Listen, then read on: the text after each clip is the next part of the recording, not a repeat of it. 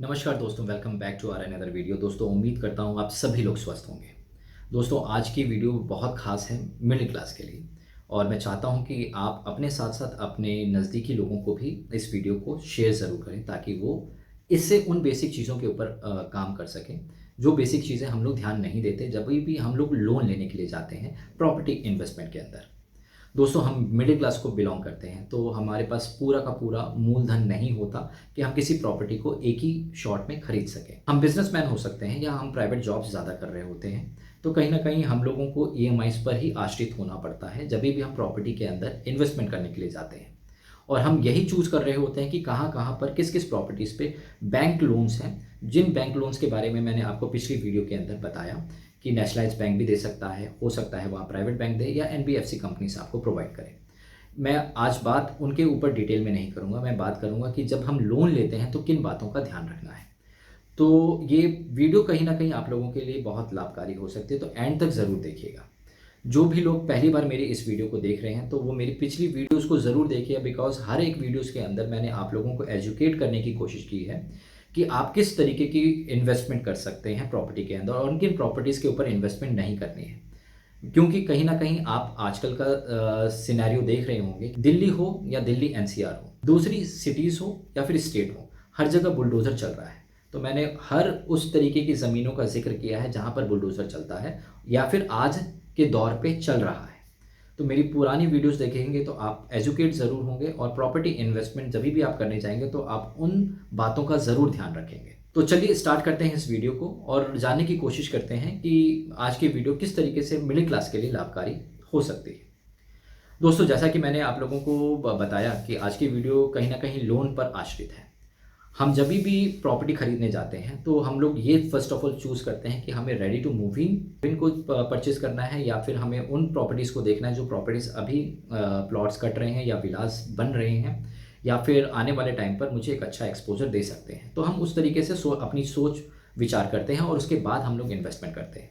हम इन बातों का भी ध्यान रखते हैं कि वो ऑथराइज़्ड प्रॉपर्टी है या नहीं है या उस पे बुलडोज़र चलेगा कि नहीं चलेगा इन फ्यूचर, तो हम इन सारी बातों का ध्यान रखते हैं। बहुत अच्छी बात है। बट हम ज़्यादातर कोशिश करते हैं कि हमें लोन का सहारा लेना पड़े। अगर लोन होती है उस प्रॉपर्टी पे तो हम लोग सेफेस्ट महसूस करते हैं। बट सेफेस्ट महसूस करना है या नहीं करना है, मेरी पिछली वीडियोज़ को आप लोग ज़रूर देख लेना। तो दोस्तों, जभी भी हम प्रॉपर्टी को चूज़ करते हैं, मैं हमेशा से एग्ज़ाम्पल लेकर समझाता हूँ, तो मैं आज भी एग्ज़ाम्पल लूँगा। लेट्स सपोज़ मुझे कोई प्रॉपर्टी पसंद आती है और मैं ज़्यादातर कोशिश करता हूँ कि ready to move in properties को ही चूज़ करूँ बिकॉज़ उस पे कहीं न कहीं रेंटल इनकम आने के चांसेस होते हैं, तो मेरे लिए कहीं न कहीं एक सहारा मिल जाता है कि मैं अपनी ईएमआईज़ को दे सकूँ। अगर मेरे पास प्राइवेट जॉब्स है या फिर मेरा बिज़नेस ठप पड़ जाता है, तो मेरी जो रेंटल इनकम है वो मेरी ईएमआईज़ को कवर अप कर सके। तो दोस्तों, इसलिए मैं ज़्यादा से ज़्यादा रेडी टू मूव इन करता हूँ। अब आपकी अपनी राय है, आप अपनी विचारधारा अपनी फैमिली के अकॉर्डिंगली बना सकते हैं। दोस्तों, लेट्स सपोज़ कि मुझे प्रॉपर्टी पसंद आती है और उस प्रॉपर्टी पे लोन भी हो रहा है किसी भी बैंक से, चाहे वो नेशनलाइज़्ड हो, प्राइवेट हो या फिर एनबीएफसी कंपनी हो। बट मैं खुश हूँ कि मुझे लोन मिल रहा है क्योंकि मेरे पास उतना पैसा नहीं पड़ा उस प्रॉपर्टी को एक ही शॉट में खरीदने के लिए। तो कहीं न कहीं मुझे 15 से 20% ही अमाउंट जमा करना होगा और प्रॉपर्टी ओनर को देना होगा या एजेंट को देना पड़ेगा या सोसाइटी ओनर को देना पड़ेगा। बाकी का 80% या 90% मुझे बैंक्स लोन कर सकता है क्योंकि मेरी इनकम बैंक उसमें कर देगा। अब बात यहाँ पर ये आती है कि बैंक 2 तरीके से मेरे पास ऑप्शन लेकर आता है। या तो वो फ्लोटिंग दर हो सकता है।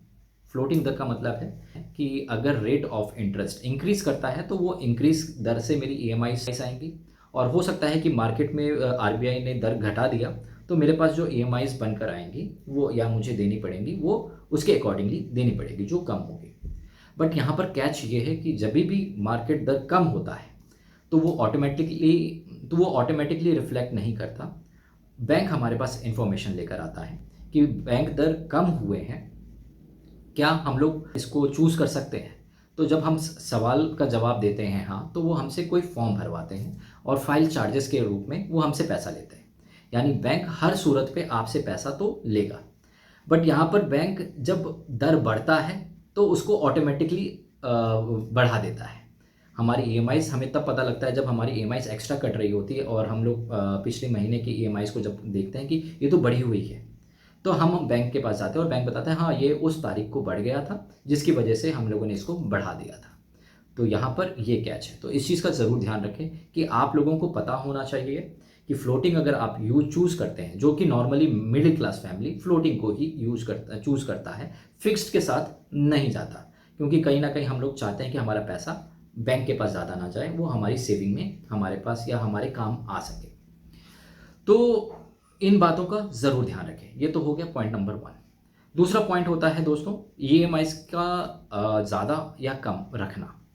दोस्तों ये डिपेंड करता है कहीं न कहीं टेन्योर के ऊपर कि हम लोगों ने टेन्योर क्या चूज़ किया है। हमने 10 साल चूज़ किया है, 20 साल चूज़ किया है, 25 साल किया है या 5 साल या 7 साल किया है। ये हमारी कैपेसिटी के ऊपर है। हो सकता है कि मेरी प्राइवेट जॉब फिक्स्ड की तरह है और वो मैं उसमें से नहीं निकलने वाला, मुझे ये कॉन्फिडेंस है। बट मैं सभी प्राइवेट सेक्टर के में जॉब करने वालों से यही अनुरोध करूँगा कि ऐसा कोई भी सिचुएशन ना लेकर आएँ कि आप लोगों को लगे कि आपकी जॉब नहीं जा सकती। दोस्तों रिसेशन आया था 2007 और 8 में, हमने उस टाइम पे भी हाल देखा था लोगों का कि ईएमआईज़ तक नहीं दे पा रहे थे और कहीं न कहीं उनका सिबिल स्कोर काफ़ी ज़्यादा खराब हो गया था और उनको फ्यूचर में दिक्कतों का सामना करना पड़ा था। दोस्तों इसी तरीके की सिचुएशन हमने लॉकडाउन के दौरान भी देखी थी कि हमारे पास जॉब्स चली गई थी या हमारी जो सैलरीज़ थी वो 1/3 हो गई थी, जिसकी वजह से हमारे पास ईएमआईज़ देने के पैसे नहीं बचते थे, क्योंकि हमें घर भी चलाना होता है साहब। और घर जब सब हमें चलाना होता है तो हमें पहले घर भी देखना है और अपने जो ज़रूरी चीज़ें हैं उनको देखना है, उसके बाद ईएमआईज़ भी ज़रूरी है नो डाउट, बट हमारे पास उतना पैसा ही नहीं बच रहा था कि हम अपने ईएमआईज़ को दे सकें। तो यहाँ पर मैं यही कहूँगा कि आप सोच विचार कर ही टेन्योर को चूज़ कीजिएगा, क्योंकि अकॉर्डिंगली आपकी ईएमआईज़ उसके बेसिस पे बनेगी। अगर आपने टेन्योर कम रखा तो ईएमआईज़ काफ़ी ज़्यादा हैवी होगा, जो हो सकता है कि आपका टाइम सही चल रहा हो बट आने वाले टाइम पे वो आपको खले। और अगर ईएमआईज़ आपके अकॉर्डिंगली काफ़ी ज़्यादा लो है या फिर आपने टेन्योर ज़्यादा लिया हुआ है जिसकी वजह से आपका लो हुआ है ईएमआई, तो आपके लिए रीज़नेबल रहे कि हाँ, कैसी भी सिचुएशन आए आप उसके लिए प्रिपेयर रहें। मैं दोस्तों यहाँ पर एक और पॉइंट ये रखूँगा कि जभी भी आप टेन्योर लेते हैं, मेरा मानना है कि आप लंबा टेन्योर लें। बट हाँ, कई लोगों के यहाँ पर क्वेश्चन होंगे कि मैं लंबा टेन्योर रखूँगा तो मुझे कहीं न कहीं ज़्यादा पैसा देना पड़ेगा बैंक को। ऑब्वियसली है, आपको देना पड़ेगा ज़्यादा से ज़्यादा पैसा बैंक को। दोस्तों वो भी पैसा मैं बता देता हूँ। नॉर्मली अगर मैंने 20 साल का टेन्योर चूज़ किया है तो मुझे, अगर मैंने 80 लाख रुपए का लोन लिया है 1 करोड़ की प्रॉपर्टी पे, तो मुझे 1/60 यानी कि 1 करोड़ 60 लाख रुपए के आसपास बैंक को देना पड़ेगा अगर मैं 20 साल तक अपनी ईएमआईज़ भरता रहता हूँ तो। और 1/60 के आसपास वो ऊपर भी जा सकता है, उसके आसपास रहेगा।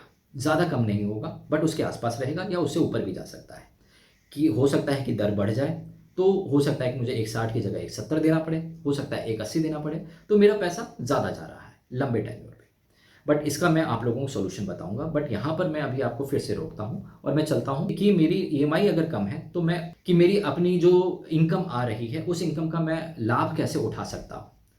हो सकता है कि मैं अपनी सेविंग के ऊपर भी ध्यान रखूँगा, हो सकता है मैं अपनी इन्वेस्टमेंट के ऊपर भी ध्यान रखूँगा, क्योंकि मुझे पैसे पे भी ग्रोथ लेकर जाना है, क्योंकि यहाँ पर मेरा रेट ऑफ इंटरेस्ट जा रहा है, महँगाई दर जा रहा है, और ताकि मेरे अपना पैसा जो मैं इन्वेस्ट कर रहा हूँ, उस पर मैं उसको रेगुलेट कर सकूँ। मैं सेविंग कर रहा हूँ, कहीं न कहीं मेरे फ्यूचर में कुछ प्रॉब्लम आए, तो मैं अपनी ईएमआईज़ को दे सकूँ। हो सकता है कि मैंने जो रेडी टू मूव इन लिया है, क्योंकि मेरा मानना है कि मैं रेडी टू मूव इन के अंदर ही जाऊँ। हाँ, थोड़ा-सा कॉस्टली ज़रूर पड़ता है बट मेरी कॉस्ट इफ़ेक्टिवली वो मेरे पास रिटर्न दे भी जाता है, क्योंकि मैं उसको रेंट पे चढ़ा देता हूँ, तो मेरे पास आता है, तो मेरे को सहारा मिलता है। तो मेरे पास इनकम जनरेशन प्रोग्राम्स काफ़ी ज़्यादा रहेंगे और मेरे पास लिमिट में मेरा ईएमआई रहेगा। बट हाँ, मैं ये नहीं चाहता कि आप लोग 20 साल तक अपनी ईएमआईज़ को देते रहें। मैं नहीं चाहता कि आप 80 लाख रुपए का लोन 1/60 और 2 करोड़ रुपए दें। तो इसके लिए हम लोग क्या कर सकते हैं? जो भी आप पैसा इन्वेस्ट कर रहे हैं या सेव कर रहे हैं, हर क्वार्टरली या हाफ ईयरली या ईयरली, जो भी आपकी कैपेसिटी है, उस पैसे को आप इकट्ठा कीजिए और आप अपने बैंक को देते रहिए, ताकि वो आपका मूलधन को कम करता रहे। अब मूलधन कम होता जाएगा तो आपका रेट ऑफ इंटरेस्ट उतना इम्पैक्ट नहीं करेगा जो आपका रेगुलराइज़ में करेगा, अगर आप ये चीज़ें नहीं करते हैं। हो सकता है कि आप इस तरीके से करते-करते आप अपने टेन्योर को ऑटोमैटिकली कम कर लें और वो 10 साल पर आ जाए, और आपको जो बैंक को अब पैसा देना है, जो देना था उस टाइम पे 1/60 1/80 के आसपास, वो हो सकता है कि 1 पे सीमित हो जाए या 1 करोड़ 20 लाख पर सीमित हो जाए।